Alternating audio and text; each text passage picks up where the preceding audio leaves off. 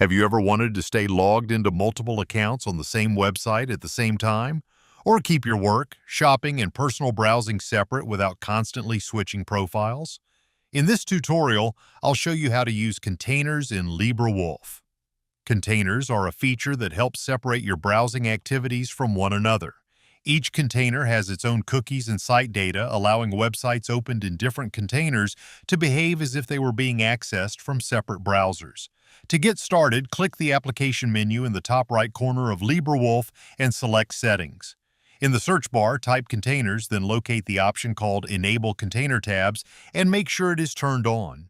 Once containers are enabled, you can start by creating your own containers. Just below the Enable Container Tabs option, click Settings to open the Container Management menu. Here you'll see any existing containers and have the option to create new ones. Click Add New Container, then give your container a name, choose a color, and select an icon. These visual indicators make it easy to identify which container you're currently using and quickly distinguish between different browsing activities.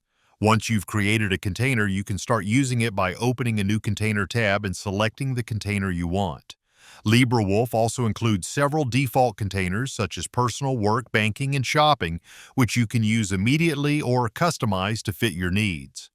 When you browse within a container, cookies and site data created in that container remain separate from the others.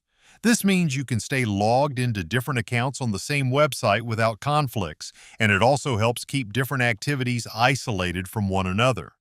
To edit or remove containers later, simply return to the Manage Containers section and make the changes you need.